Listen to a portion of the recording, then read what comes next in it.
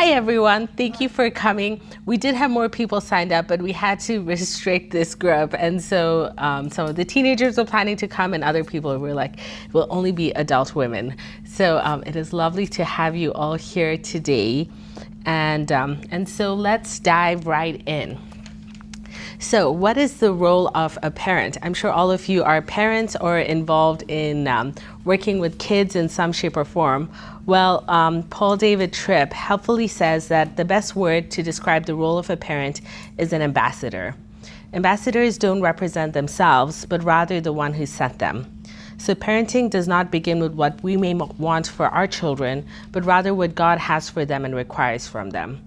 He says that God makes his invisible authority, care, and guardianship visible by sending parents to oversee their children. And so at the end of the day, it's not us who are entirely and 100% responsible for our kids. It's the Lord, and we steward the authority that we have in their lives as ambassadors. And so the role of a parent is vitally important. And all of you know that, and we know that parents do all of their work in a very broken world. This world that we live in now is very dull, and it's a very messy picture of what God intended for the world to be. However, God in his infinite goodness and wisdom has chosen this to be our home. So ultimately, we are guarded and protected by him. And one day we will know the promise of Revelation where he will bring everything to right again. But how do we live now? How can we be discerning and protect our children with wisdom? So this is what we are going to be talking about today. And so first, we need to equip our kids. So in this book by Julie Lowe, she talks a lot about equipping kids instead of just informing and being informed as parents. Because she says there's a lot of wisdom in teaching our kids how to manage situations, because parents and guardians cannot always be there for their kids. And so we have to teach our kids to be discerning and to be able to look at situations and understand them for themselves. But some of the primary foundations of this book are the unique dangers in our modern world. So first is technology, as we all know. There is a lot of things there, especially with social media and teenagers and young people using it. A very helpful book that I would love to suggest is The Anxious Generation. It's not written by a believer, but it is backed by research. And the person who wrote it is actually someone who thinks that having faith is something that's good and useful. So it's nice to read a book where that's not frowned upon and made fun of. But he also has really good research about the impact of social media on kids and on their lives, and just completely backed by research and just showing trends over the years. The Anxious Generation. So it's a bit of a thick book, so audiobook might be a good option for that. But it was good. But some of the another thing is influence of peers, the culture we live in. The kids see it on TV, among their friends, online, and so that impacts them, and then also our sin within. But let's think about some of the foundational principles in this book. So the first one, as we all know, is that we live in a broken and fallen world. That means that there is true evil and danger in the world around us, and there's temptation to be that way. The Bible talks about sin and evil and the power of evil. So, you got it. So Julie explains that evil is cunning. It is both done to us and it seduces us from within. And Scripture calls us to respond. The second, each one of us, especially you parents, know, is that there are many things in our world and culture that are pressing in on our kids. So the world around us calls things that are wicked good and things that are good wicked. And many of our Christian values and principles are made fun of in the media and in social life, and even for kids at school. Even in a Christian school, we can say that kids give each other a hard time for the principles that their families hold and the values that they have, especially when they're more strict. So the goal of the book is to name the darkness existing in this world and equipping our children to know how to avoid it and respond to it when it finds them. And then the third and final foundation of this book is that ultimately our safety rests in the capable hands of our God. As Psalm 37 verses 39 and 40 reminds us, the salvation of the righteous is from the Lord. He is their stronghold in times of trouble. And Psalm 23 reminds us that when we walk through dark valleys or face our enemies, God will be our shepherd and guide us. He will walk with us and be with us. So why Safeguards? Why is the book called Safeguards? So Julie explains in her book that it's called Safeguards because parents are the first line of defense for their kids. And their job is helping kids for the first time from the beginning, from being born, from walking, from learning, from making friends in the playground, when they're toddlers, to as they grow up, making friends and navigating their peers. So the goal for parents is to give their parents the skills they need to navigate the world around them, both the good and the bad. And so this book might be a welcome resource for you. You might have lived through situations or had situations in your own life or in people's lives who are close to you where they haven't, where things have happened to them, where they've been abused in some shape or form, or where they've been put in danger. That is one end of the spectrum. So those kinds of people are very excited and they're like, we need something like this. We need to be reading about this kind of stuff.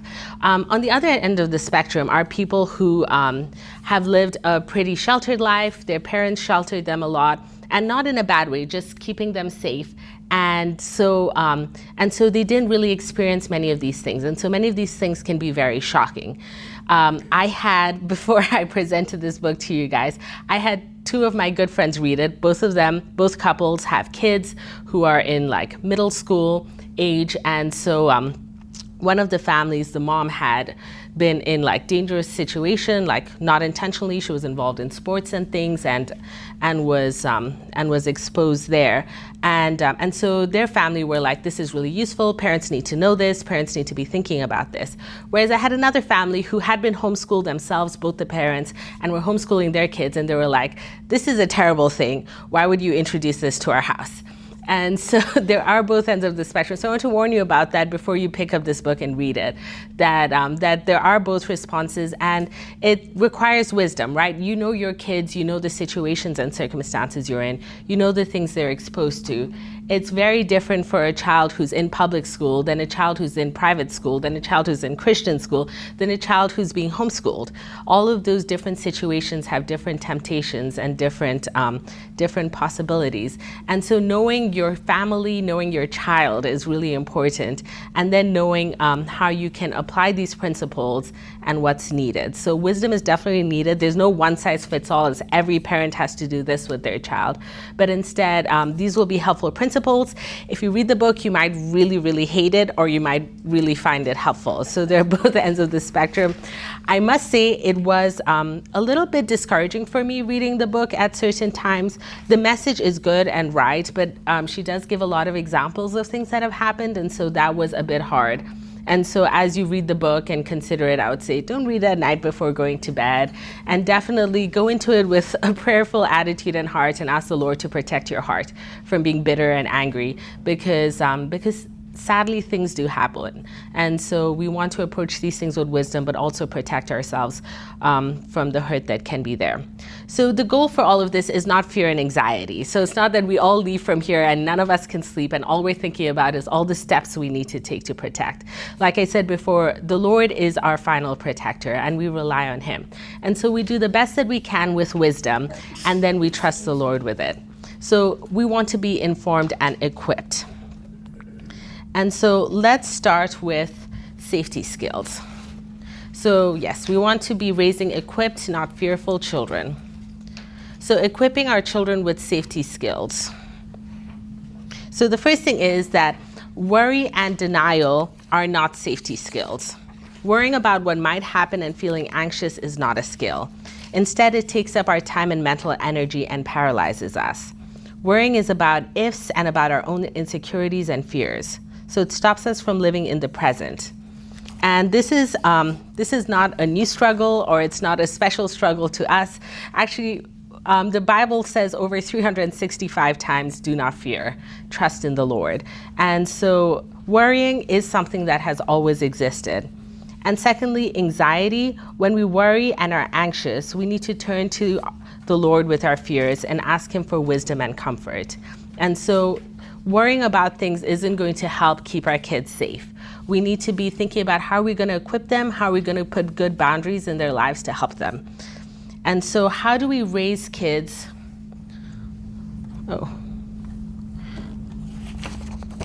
Sorry. Number 4. Here we go. Raising equipped kids, not fearful kids. My numbers, I added slides later on, and so the numbers I have here for slides are not the same slides that we have, so sorry, I might be going a bit back and forth. But, so raising equipped, not fearful kids. Parents are not the only ones who feel fearful and anxious. Our kids do too. In our world of information, kids know a lot about the evil things around them. And the way that we respond to them can either increase their fears or help them work through them. So in this book, Julie suggests 2 ways that we can help kids navigate their fears. First, we are always honest with them in developmentally appropriate ways.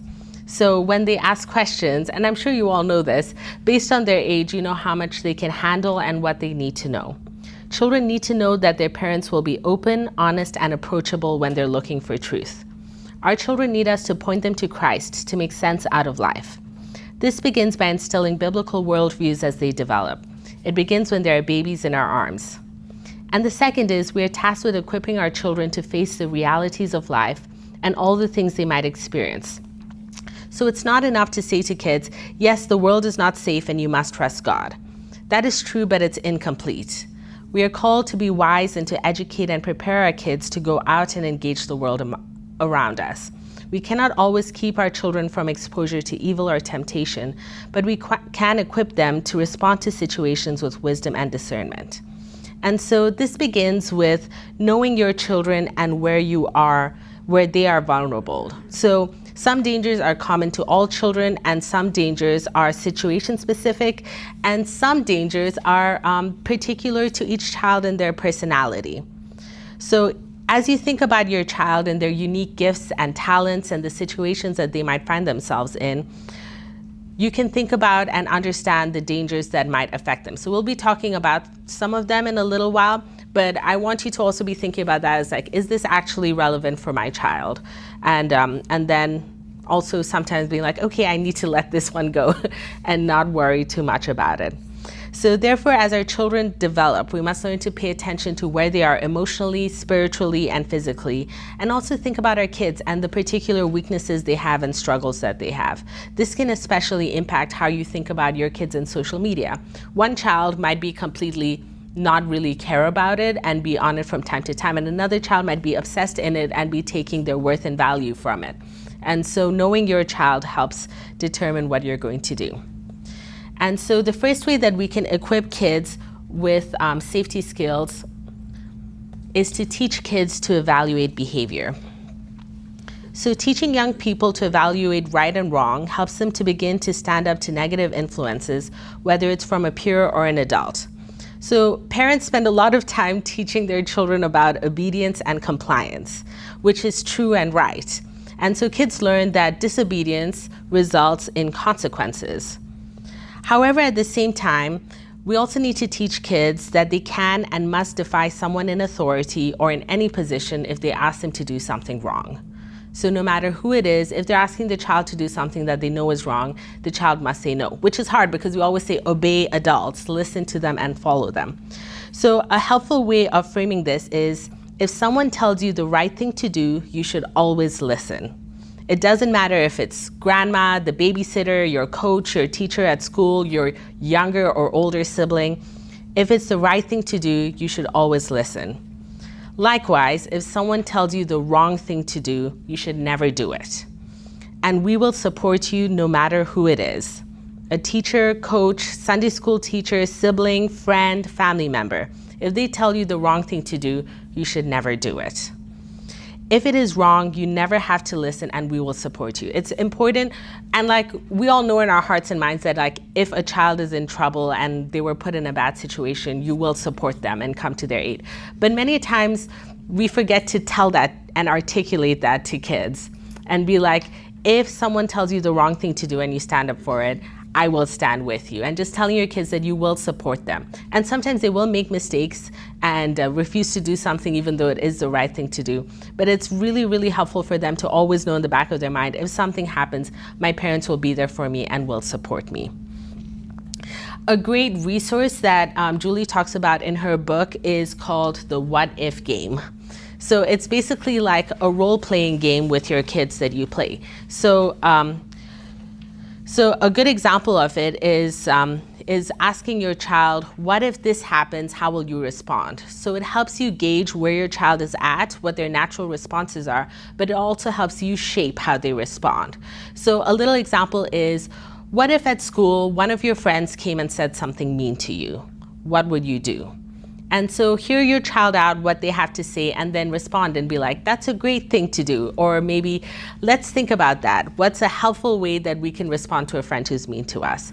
Should we find a teacher? Should we do something else? So playing this what if game is really helpful, and it can start at any age. Like with a little kid is, what if your babysitter tells you to do something wrong? What will you do? So helping children respond is really important, and hearing them out. You can also make it funny at times. What if your babysitter told you to pour paint on yourself and run outside? Then the kids find it funny. They're like, oh, she would never say that. I said, what if she told you to do that?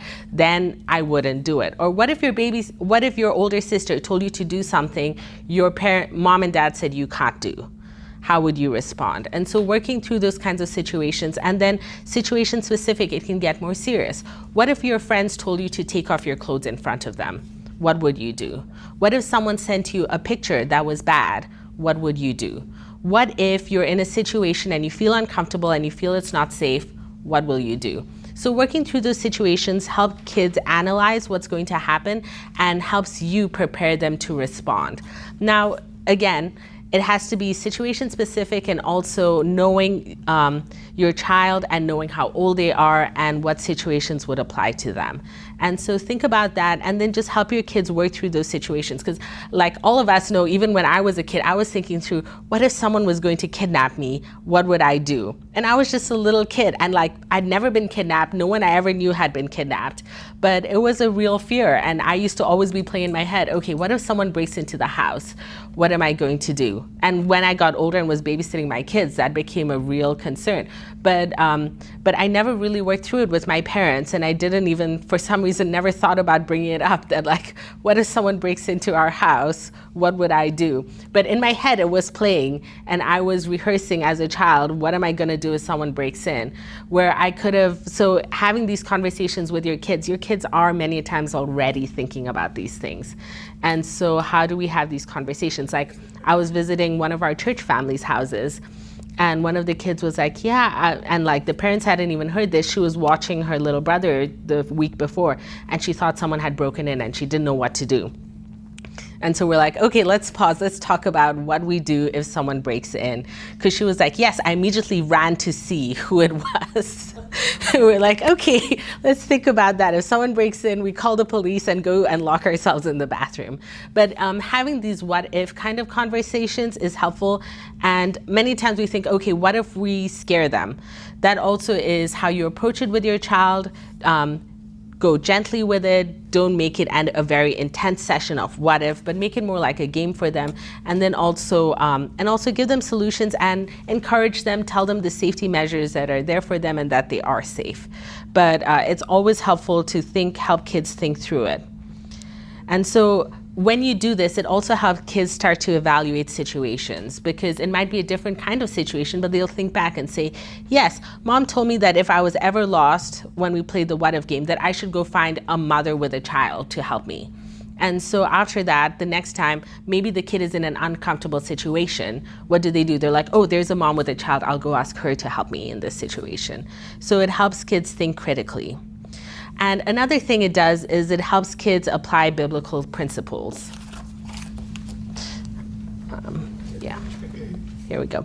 Role-playing is an important opportunity to apply biblical principles because it demonstrates love, kindness, mercy, forgiveness, assertiveness, safety, and transfers them to different situations. So a couple other suggestions for like if your kids are at school, what if your friends pressure you to share questions on a test? Or what if a student has been making fun of you and goes and gets other kids to join in and make fun of you? Or what if you're being bullied at school? What are you going to do? Who are you going to tell? The time to prepare your kids for things like bullying and other situations like that is before it happens. Because many times when the kids are in this situation, they become very ashamed, even though it isn't their fault, but they don't want to tell their parents about it or their friends about it, and they think they have to suffer in silence. There are other ways to help kids discern problematic behaviors in others. And so this is on your page. This is very helpful. It's helpful for you to read, and it's also helpful for you to be thinking about situations where your kids are and maybe how to communicate this to your kids well. So for example, when behavior is forced upon them, when a child is too rough, when someone urges them to go to a private or unseen place like a restroom, a shed, a tent, parked cars, pressure or intimidation of any type, reckless behavior. A big one is sexual talk or inappropriate behaviors, inappropriate jokes. And a big one, which I'm sure you all talk with your kids about, is when others tell you to keep secrets from your parents. So you never want your kids to be in a situation where they're being told to keep secrets, and always encourage your kids. If someone tells you to keep a secret, come and tell me. I will help you. I will not be angry. And that was something my parents always told me as a young kid. They were like, if something happens, come and tell us. We won't be mad. We'll help you work through it. And so sometimes that was things that I had done wrong that I ended up coming up and be like, hey, I messed up. But in other situations that I felt uncomfortable with, I immediately went and told my parents. I was like, hey, this is weird, and this weird thing happened, and like I wasn't really a part of it, but it helped me be more open with them. And so the next big step is to encourage open communication at home. Oh, sorry. Family guidelines. Sorry about that. So encourage open communication at home. That's right before family guidelines, sorry. So parents must take the lead in modeling openness with your kids. Many times kids find it hard to bring up awkward subjects with their parents. And so as parents, you get to have the uncomfortable position of bringing them up with your kids and starting up the conversations. And so the next step apart from just being open to communicate, also be your child's safe person. So for children to be able to discern safe people from unsafe people, you and I must model it. So children learn from mature, healthy, good friendships, and first and foremost, they see it in our lives. And they see what it looks like to be a safe person and to be in safe relationships. So how you conduct yourself both publicly and privately is the greatest model of moral character and behavior you can give your child. So the more they see what is good, right, true, and lovely, the more they'll be put off by things which are not. Because when they see it in you and they see something different, they say, my mom doesn't behave this way. I don't think this is appropriate behavior because I've never seen this kind of behavior before. So kids need to know that they can bring any topic to you and you'll respond with calm and be able to help them process through things. So being their safe person does not mean that we know what to say every time, nor do we have all the answers. It's all right to say, this is a hard question. Let me think about it. I'll research and get back to you. But all of this signals to your kids that you're approachable, willing, and engaged in their lives and struggles. The second thing is to have other safe people for them and let them know who they are. Parents can't always be there with their kids or for their kids, and so telling your kids, if you need help, you can talk to this person. In our family, our parents had always assigned an uncle and aunt, and they were like, if ever mom and dad are not available and you need help, you call them and they can help you. And so it made a big difference for us because we always knew who we could go to for help. Oh, so this is not in order. It's all right. Another good point that she says is practice makes permanent. So instead of practice makes perfect.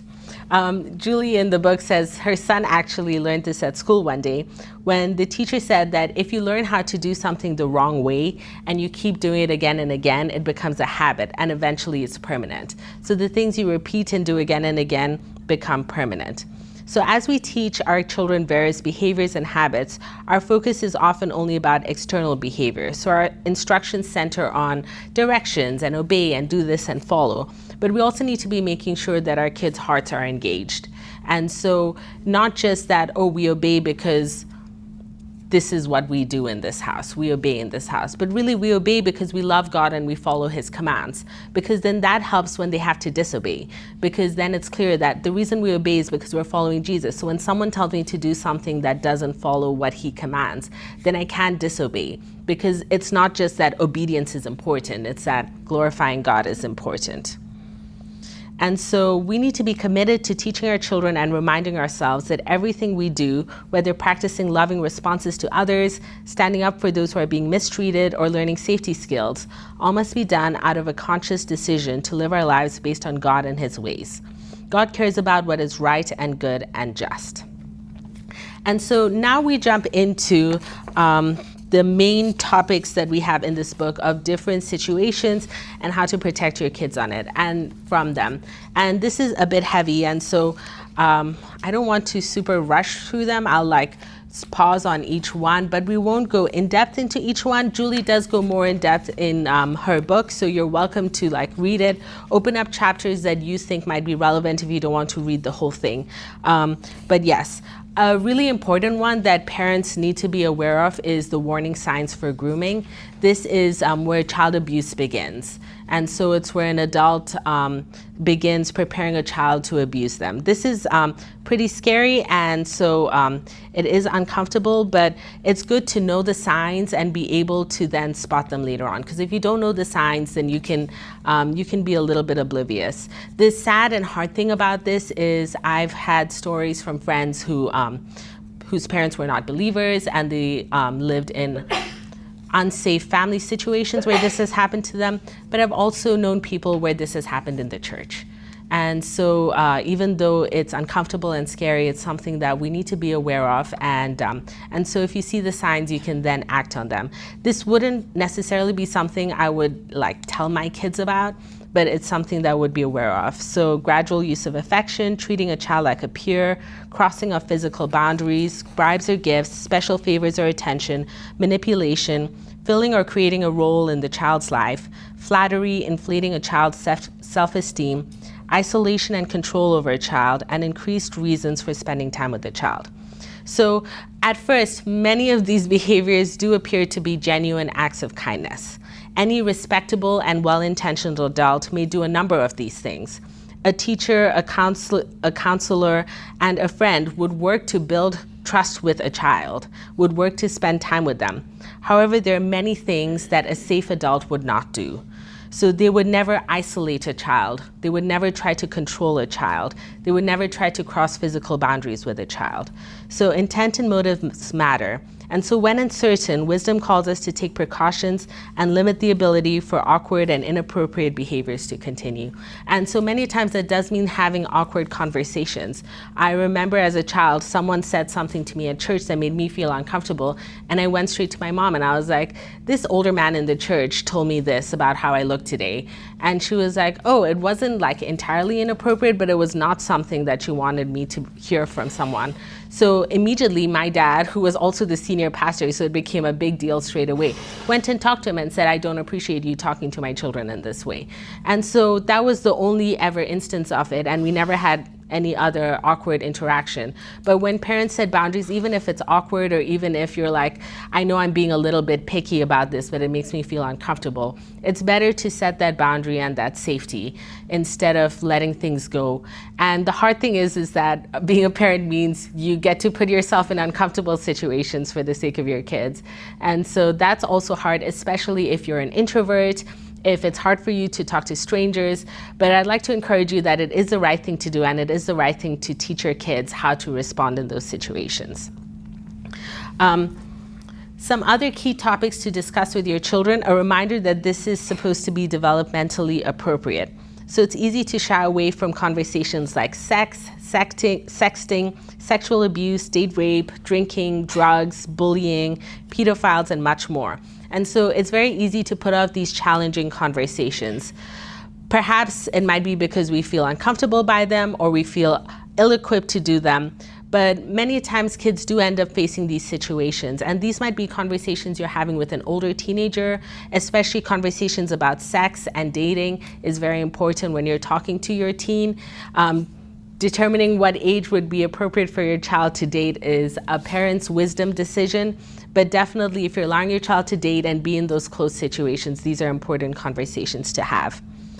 Kids, all day long, they see things about love, about sex, about what relationships should look like online.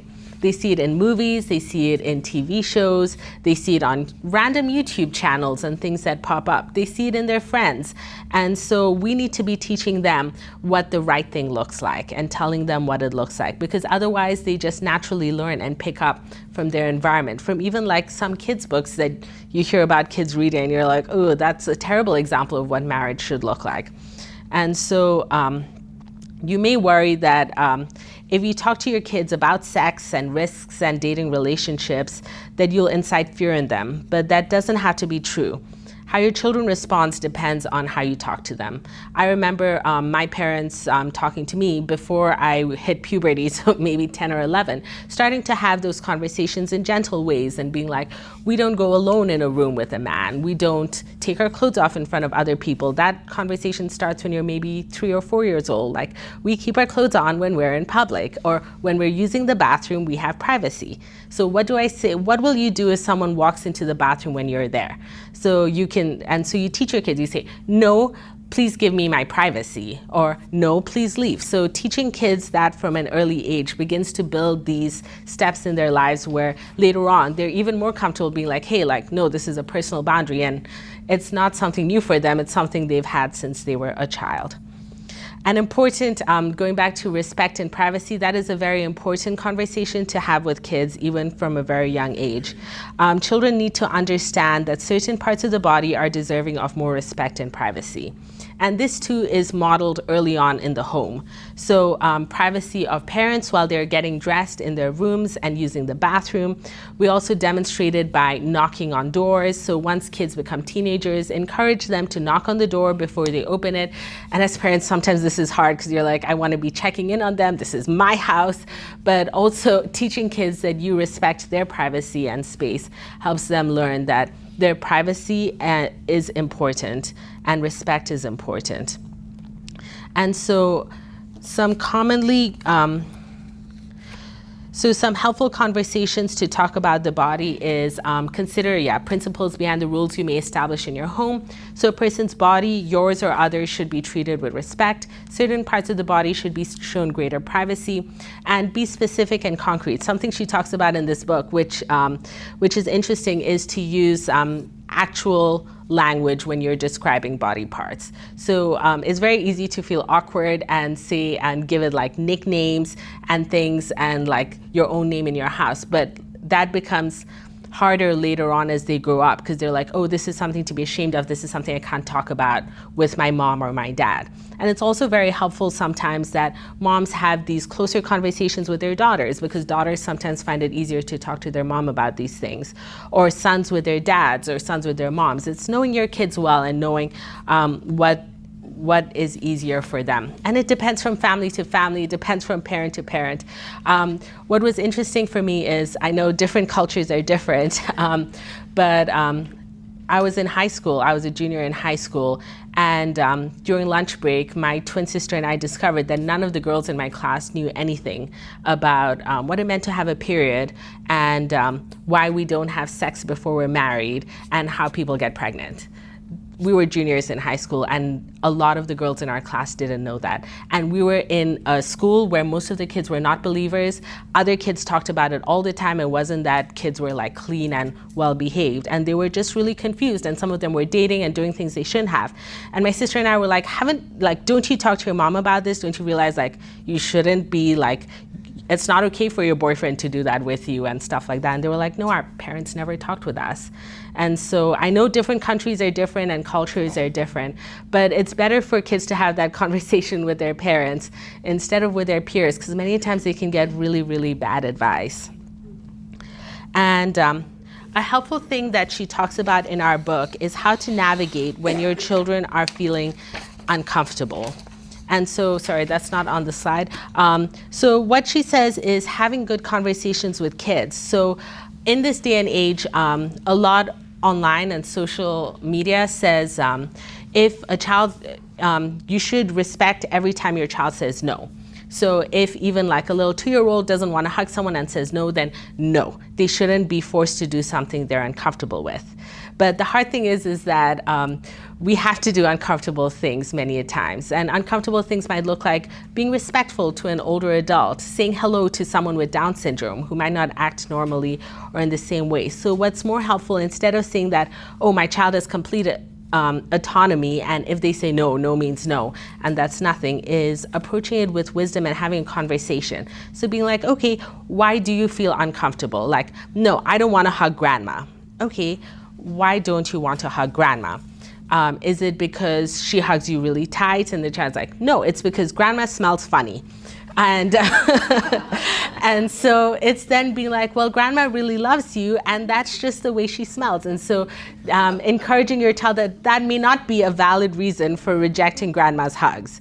Now, if instead the child says, I don't like hugging this person because they hug me for too long, then that's a different conversation we can have and be like, okay, instead of hugs, we're going to do fist bumps from now on with this person, or maybe we're not going to be greeting them anymore. But it's helpful to have those conversations and think through it. So it's not just like, no, I don't want to do it. Okay, fine, you don't have to do it. But to be like, why don't we want to do this? What's making you feel unsafe or uncomfortable? And so these conversations don't always have an easy answer or a straightforward answers, and sometimes they go really badly, not in a terrible sense, but in a no resolution, and we're kind of confused at the end of it. But it's better to have these conversations and stop and think about what's happening instead of avoiding it. A helpful thing to do with your kids is talking about appropriate demonstration of affection. And so what's appropriate? So touch that is always appropriate with anyone would be a handshake, a pat on the back, a fist bump, a high five. And then talking to your kids that affection that may be appropriate with only some people. So like with your parents, your close family, hugs, kisses on the cheek, things like that. And then affection that should never be expected of them.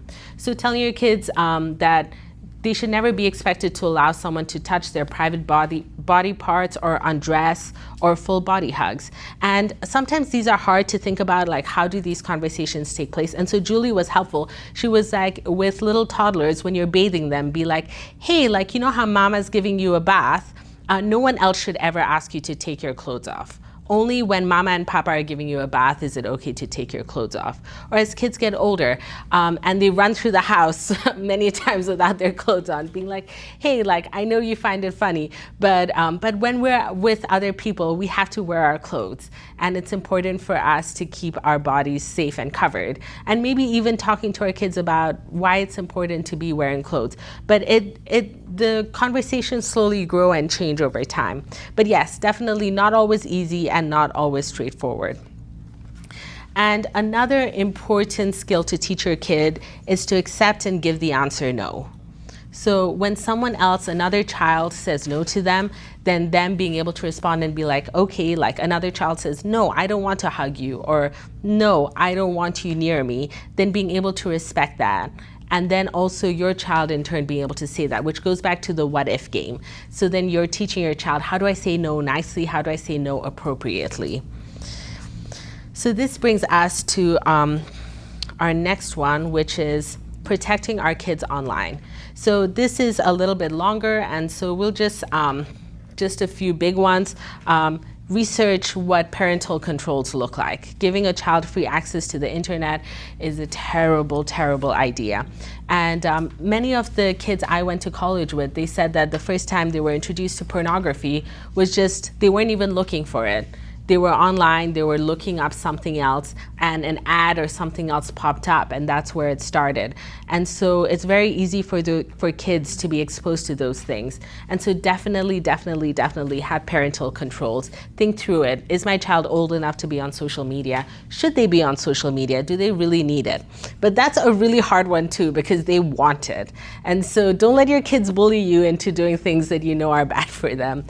And something interesting that's pointed out in the book, The Anxious Generation, is that as parents, we protect them physically very well, but what many parents have not been good at is protecting them online.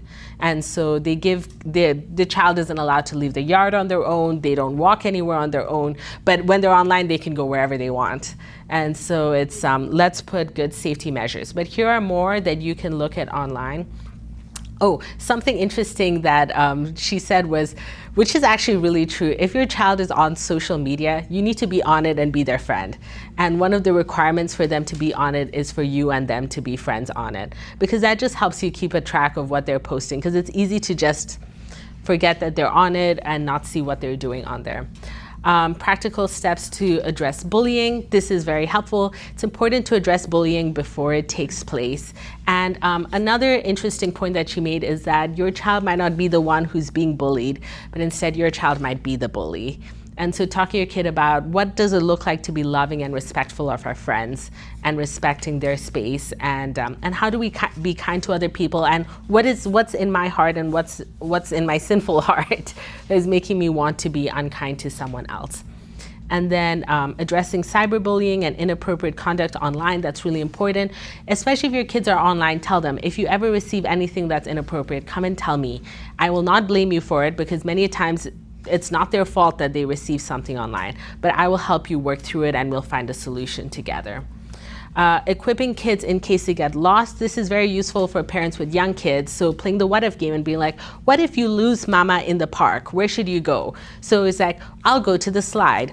My siblings and I actually do that now as adults. Whenever we go to like concerts or anything, we pick our meeting spot, and so we're like, if we get lost during the concert, because like cell service can sometimes be iffy, and we're like, we'll meet here at this landmark. Or we went to Disney and we did that. We're like, if we get lost, we're meeting at the castle on this side of it. And it was just helpful because like phones die, things happen, and so you can find each other. So not just for babies. And then that brings us to different wisdom issues. This is in the end of her book. And she just talks about things that parents need to wisely discern for themselves. Many parents say a hard no to sleepovers, and other parents had really great experiences with sleepovers. And so that's something for you to talk about and discuss and determine what you will do for your family. And so these are just some helpful questions about what is appropriate. And something helpful she had was like requests you may have for your child. So if your child is going to a sleepover, these can be things you can request. Another one is childcare. A lot of parents use babysitters and other people to help them. And so, so these are just helpful questions to think about before you pick one. What am I looking for? What are my expectations? What do I want them to do?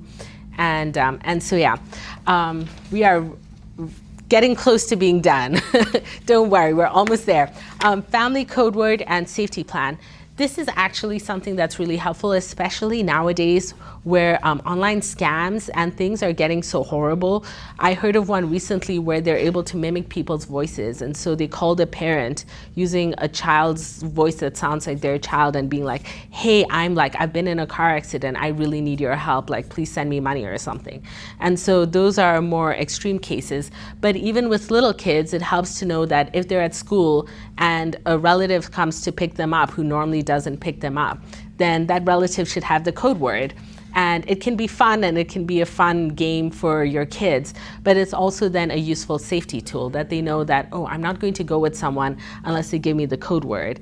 It also helps then being like, what if a stranger comes and tells you that your mom sent me to pick you up? What do you say? So you're like, oh, I'll ask them what is the code word. So it gives kids an easy way to judge whether someone is sent from their parents and has the right intentions.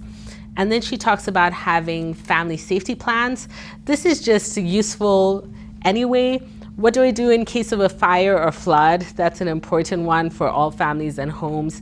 Power outage, where are the batteries, where's the torches? An intruder. Swimming, that's another big one.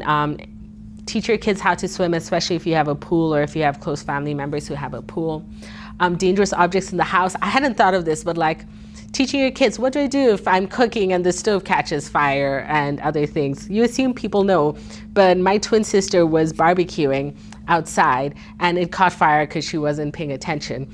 And she ran in and grabbed a bucket of water And as she walked out, she was like, wait a second, what am I doing? I need to look this up. And so she looked it up on her phone. And it was like, the worst thing to do when something you're cooking catches fire is throw water on it. And so yeah, just talking through these things with your kids, because many times when we're in the moment, we don't think of it. Emergency contact information. A lot of my friends have, like, next to where their house phone is or where they keep the home mobile phone is just a list of phone numbers that the kids should call. Parents, close relatives in case they can't reach their parents, and then like the police and other people. Allergies, if your child has allergies, definitely teach the other kids to see signs for the allergies, teach them how to use an EpiPen, teach an older sibling how to use an EpiPen and notice the signs. And then practice the family code word. You can even do it for fun. You can be like knocking on the door and be like, can I come in? And then they have to say the password. You have to say the password before they let you in. But it also helps because kids many times answer the front door without even thinking. And so we don't let people into the house unless they have the code word. And so it's helpful. And then she talks about responding after a crisis. So we can take all the safety measures in the world, and sometimes things can still happen. So being wise in our responses. So this was helpful. Have a plan for potential dangers. Practice with your kids what you'll do in an emergency. Be a safe, trusting adult to go to, trust in the Lord, and know what Scripture says, and help kids look beyond present sufferings and remind them that our faithful God cares about them. I won't really go through this, but I know that some of you have teens, and so definitely go through this. It talks a little bit about dating and sex, consent in a relationship, social media and technology. And what I found helpful was that consent here wasn't just about like consent with sex, but it's even consent with like when I'm dating someone and I don't feel comfortable going to a particular place with them, or I'm not comfortable with like all of this holding hands and stuff. So it's teaching kids good boundaries, but also having good conversations about it. Social media and technology, a lot about it.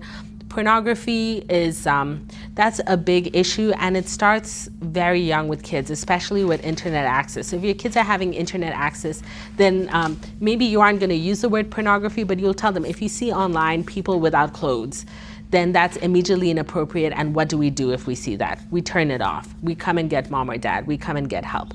So starting young with kids, because many times they don't know what they're looking at, so it helps them know. And then something that's helpful here was that remind them if they have intentionally or unintentionally delved into pornography, God offers abundant grace and forgiveness. Regardless of mistakes they might make, they can turn from temptation and start fresh. And there are a lot of resources that are there to help kids who have gotten addicted to pornography and seen things online that are inappropriate. And I must say, not just concerning pornography, but eating disorders and other things. If you're struggling and having a hard time, definitely go and talk to other moms. But if you think your child needs a bit of extra help, we have a great biblical program, biblical counseling team here at the church. And so there's definitely help available. And if you know an adult who's struggling with pornography or something similar, definitely get help. It's never too late. And I know there's always shame surrounding sin, but it's better to get help and fix a problem than to just let it linger.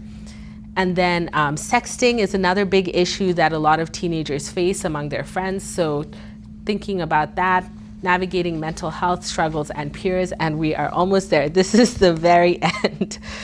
This is good because I was like, there is no way we're getting through all of this. But this was heavy.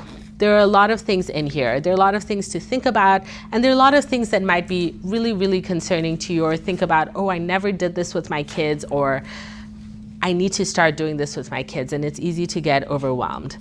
But a great, great reminder that this book ends in is that the hope here is to give you biblical principles and practical guidelines. But it's important to remember that although we would like to believe that we can keep our children completely safe, that is not a guarantee. Our children are moral responders, and they will be facing many of the things mentioned in this book. They will have to make choices to discern what is wise and to do what is right and good. And so at some point, you are likely to experience the heartbreak and discouragement that comes with loving your children through temptations, struggles, choices, and suffering. And that doesn't stop. We don't always have a choice in what we will face alongside children, but we can go to God for help, and we need to respond in faith and love. So ask the Lord for his help. It is tempting to forget to turn to the Lord in our troubles. Or if we do turn to him, we want to demand that he immediately fixes our problems straight away. But God wants us to turn to him in faith, pouring out our hearts and troubles to him and relying on him and waiting on him. And even when there are hard consequences, working through them and trusting in him. And many times it is hard to see God's purposes when hard and difficult things happen, because we know that they do.